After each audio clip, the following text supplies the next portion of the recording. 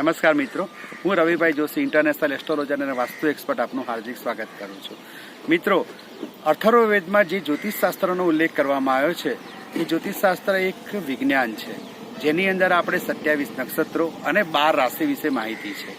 મિત્રો, આ જે નક્ષત્રો છે દરેક નક્ષત્રનું વિવિધ મહત્વ છે.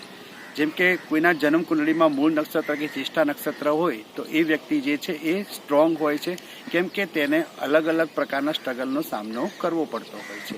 આવી રીતે દરેક નક્ષત્રનું એક ચોક્કસ મહત્વ રહેલું છે. મિત્રો, આપણે આજે જે નક્ષત્રની વાત કરવા જઈ રહ્યા છીએ એ મઘા નક્ષત્ર છે. મિત્રો, વર્ષા ઋતુની અંદર જ્યારે મઘા નક્ષત્ર સૂર્યની રાશિમાં આવે ત્યારે એ દિવસો દરમિયાન આકાશમાંથી જે પણ વરસાદ પડે છે તે અમૃત સમાન હોય છે. આમ તો કહેવાય છે કે દુનિયાનું સૌથી પવિત્રમાં પવિત્ર કોઈ પાણી હોય તો એ ગંગાજળ છે. કેમ કે ગંગાજળ જે છે એનાથી આપણે એ કોઈ બીજા સામાન્ય પાણીની અંદર પણ જો એને ભેળવી દઈએ તો એ પાણી પણ ગંગાજળ બની જાય છે અને એ પાણીમાં પણ બગડવાની શક્યતાઓ ઓછી થઈ જાય છે. આવું પવિત્ર જે ગંગાજળ છે એ જ ગંગાજળ જો આપણે હરિદ્વારથી અથવા બનારસથી ના લાવી શકીએ તો મઘા નક્ષત્રની અંદર જ્યારે પાણી એકત્ર કરતું હોય છે ત્યારે એ પાણીનો સંગ્રહ કરીએ તો એ ગંગાજળ સમાન જ છે. આવું પાણી પીવાથી મિત્રો અનેક પ્રકારના આપણને લાભ પ્રાપ્ત થતા હોય છે.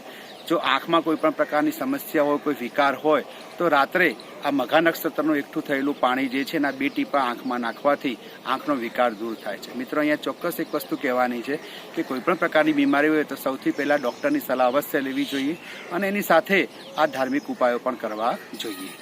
આની સાથે સાથે મિત્રો, તમારા પેટમાં કોઈ પેટને લગતા વિકારો હોય, પાચન શક્તિને લગતી કોઈ બીમારી હોય તો પણ તમે મઘા નક્ષત્રનું પાણી જે છે એકત્ર કરેલું જે હોય છે એ પાણી આરોગવાથી પેટને લગતી સમસ્યામાંથી પણ આપણે જે છે એ રાહત મેળવી શકીએ છીએ. આ ઉપરાંત મિત્રો, કોઈ આયુર્વેદિક દવા જ્યારે આપણે લેતા હોઈએ તો સામાન્ય પાણીની જગ્યાએ મઘા નક્ષત્રના એકત્ર કરેલા પાણી દ્વારા આપણે જો દવા લઈએ તો એ દવાની અસરકારકતામાં વધારો થાય છે. મતલબ એક જ છે મિત્રો કે આ મઘા નક્ષત્રનું જે પાણી છે એની એનર્જી છે, જેની ફ્રીક્વન્સી છે એ સામાન્ય પાણી કરતાં વધારે હોય છે. જ્યારે આવું પાણી આપણે આરોગતા હોઈએ ત્યારે આપણા શરીરમાં પણ જે છે એ એનર્જી લેવલમાં વધારો થાય છે અને આપણા જીવનમાં જે ઉર્જાવાન આપણે બનવાનું છે, જે ઉર્જાની જરૂર છે એ ઉર્જા આપણે પ્રાપ્ત કરી શકીએ છીએ. નમસ્કાર.